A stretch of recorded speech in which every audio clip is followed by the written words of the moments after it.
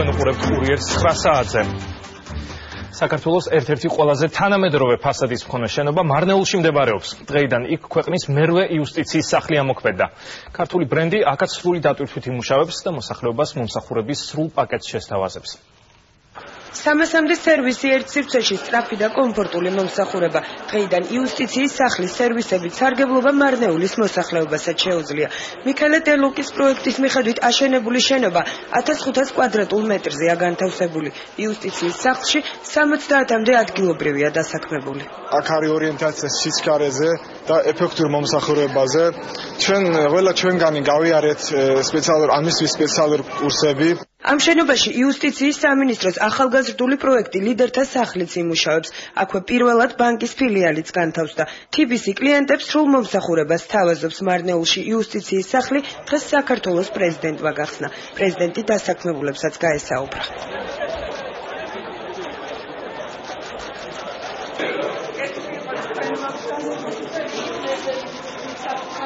შრომელი ხალხია და ძალიან სოფლმეურნეობა ძალიან განვითარებულია, ვაჭრობა ძალიან განვითარებულია. აქეთი მოძრაობა განვითარებულია, ამიტომ ეს არის ჩვენი ეკონომიკის ერთ-ერთი სერიოზული რეგიონია. და ამიტომ არის ყველაზე მაგარი სახლი მდომაში. აუცილებლად და გვინდა ის რაც კეთება იუსტიციის სახლში ერთი ხელის შეხედვით ისევე გავაგზავნოთ და ძალიან სწრაფად. და მე ეს არის ეთნიკური ინტერესების ჩვენი ეთნიკურად სხვა წარმომავლობის, არა ქართული წარმომავლობის ქართველების, მაგრამ რა თქმა უნდა ჩემს ქართველები არიან. მათთვის ეს ასეთი შენობა ნიშნავს, რომ ეს არის ქართული სახელმწიფოების სიმბოლო, ქართული სახელმწიფოების გაძლიერება. და რა თქმა უნდა მათთვის მათი ინტეგრაციის დაჩქარებას ხდება, პეტროხატ იგივე. დაჩქარებს ერთ თავარი სერი ფინანსური პერკეტები. როცა ოპოზიცია ჯერჯერობით ჯერ სისხლის მას და ფილიატაზმას საზღობას არ მეძახოდა, რომ მეძახოდა მეფე შადრევამ პირველად. მაშინ მართლა ერთად შადრევლებს ქალაქში მეტი არც ფული არ ქონდა საქართველოს. და ნახეთ როგორი იუსტიციის სახლია, ნახეთ როგორი პოლიცია, ნახეთ როგორი მაგდონალდსია, ნახეთ როგორი სახლია. ყველაფერი ერთად შენდება. და ეს შენებლობა არის ხო დასაწყისი და მიხარია რომ მათ შორის სამსახურია. იუსტიციის სახლის შემდეგ მიხეილ სააკაშვილმა მარნეულში კულტურულ გასართობი ცენტრი გახსნა. ცენტრში რამდენიმე წრე ფუნქციონირებს. ახალგაზრდები ქართულ ენასა და კომპიუტერის მოხმარებას სწავლობენ. მე შევაქირო ეროვნების აზერბაიჯანი დავაბადე ქალაქ მარნეულში, ხოდესეს ალბათ ამიგიხარ.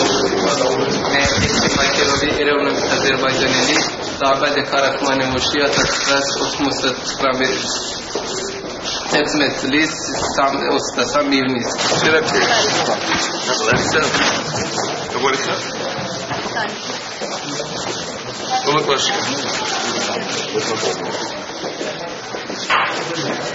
ქართულს მას გაგვეთენ გიტარდება. აი ეს არის უკვე ახალი ქართული სახელმწიფო. ეს არის ის რაც ბოლო 8 წელიწადში მოხდა ჩვენი განუყოფელი ნაწილის ჩვენი აზერბაიჯანელების ქართული ენაზე აღზრდა და ქართულ სახელმწიფოს ტრადიციაზე აღზრდა. მანამ სანამ არ ვიყავით სახელმწიფო ჩვენ არც მათთვის მისაბაძი და მისასალმებელი არაფერი არ ქონდა. ეხლა გაჩნდა სტიმული ნახეთ როგორ გახდა მარნეული. ახალგაზრდულ ცენტრში გახსნილია ხელოვნების ჯგუფით, სადაც ახალგაზრდებს ხატვას, ქსოვას, სიმღერას, აზერბაიჯანულ და ქართულ ცეკვებს ასწავლიან. პრეზიდენტი გაკვეთილების მიმდინარეობასაც დაესწრო.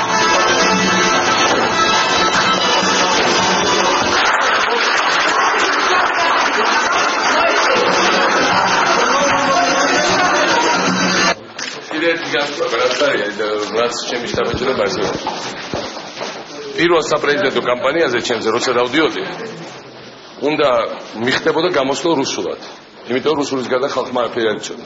მეორე კამპანიაზე ძალიან ბევრს რუსულიც აღარ ესმოდა. ეს იყო 2008 წელი.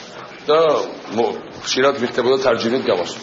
ეხლა უკვე ყველა ამ რაიონში თითქმის გამოდიოარ ქართულად და თითქმის ყველას ესმის. ამხელა ტრანსფორმაცია მოხდა მენტალიტეტში და საერთოდ ყველაფერში აქ.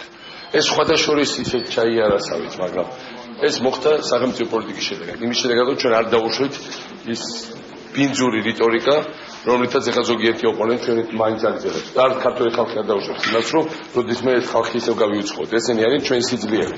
დღესვე მიხეილ სააკაშვილმა მარნეულის ცენტრში შოთა რუსთაველისა და აზერბაიჯანელი მწერლის მიზამ განჯაევის ძეგლიც გახსნა.